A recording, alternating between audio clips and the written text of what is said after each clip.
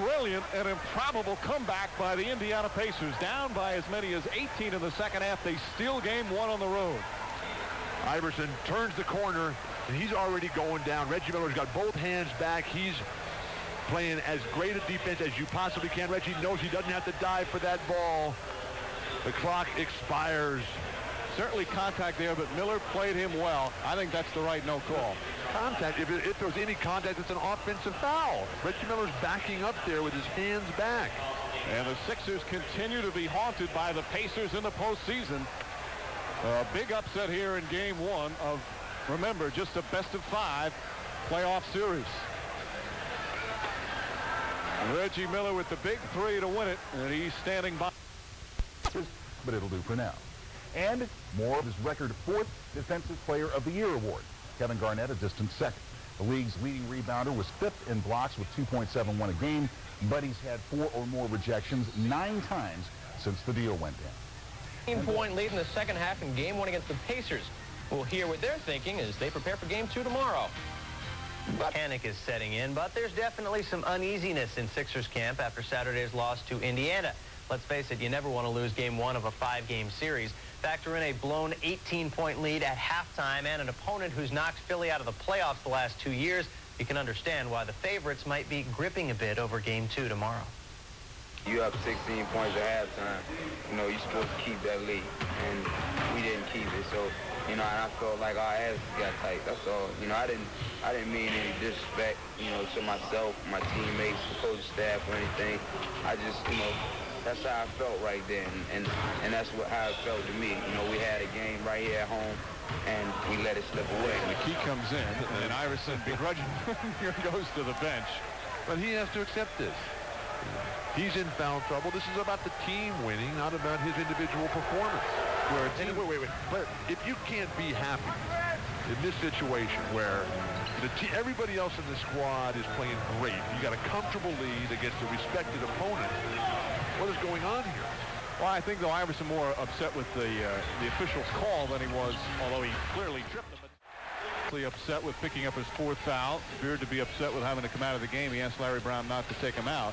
But that's not what you want to see from a Sixers standpoint, Bill. Larry Brown had to take him out. It was an easy decision for him to make. And one of the important things in growing up is learning how to be happy and joyful for the success of others. And with everybody else on his team having such a great game, should have been right in the middle of that huddle saying, keep it going, guys. Get a chance to get rested and get fresh. They played a zone the whole game. We got called for 4 illegal defenses. They were illegal 50 times.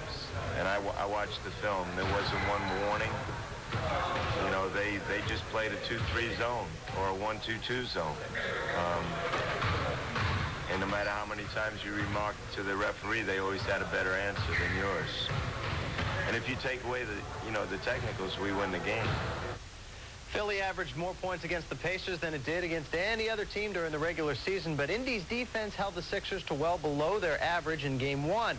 Could it be a question of experience? The Pacers roster has 582 career playoff games under its collective belt compared to 232 for the Sixers. Won the award after receiving 48 of a possible 123 votes from a panel. A goal which is respecting each other, winning with each other, learning from each other. Right now, it's just winning, and they know they need each other. So I really can just put my arms around them, smile, kiss them, and say, go to it.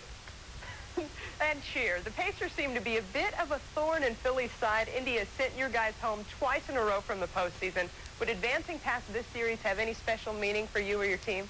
Kara, a special meaning. I don't dislike anyone, but I'm starting not to like them. No, we need to beat them. We have to beat them. We have to get that monkey off our shoulder and move on to the second round. But you know what? To show that we are a good team, a playoff team, a contender in the NBA, we have to beat the Pacers because they are a good team. Definitely, and savvy veterans. Pat Croce, thanks for taking the time to join us today. My pleasure, Kara. Have a great day. For Reggie Miller, just an astounding shooting exhibition being put on by Reggie Miller. He does get it to Reggie, who squares. Boom, baby! And hits the 3 from the high left, cutting the New York lead in half. Pacers still need some help. Oh, he threw it away. Reggie for 3. Boom, baby! It's a tie ball game. Unbelievable. Unbelievable! In the 98 playoffs, Reggie faced perhaps his toughest challenge, limping with an ankle injury while the Pacers were on the brink of a 3-1 deficit to the Bulls. Gets it to Reggie for three. Boom, baby! Boom, boom, boom! Unbelievable! How many more times can he do it? But it's not like Reggie has discovered a pressure vaccine. After all, in '99, he missed 15 of 18 shots in a critical Game 6 as the Knicks wiped out Indiana. And just last year, Reggie had 2 subpar efforts against the Bucks in the first round. Saturday, in fact, Miller missed 16 of his first 20. But oh, by the way, he did make the last one. Out in front, Reggie for 3. Miller, a three. Bang!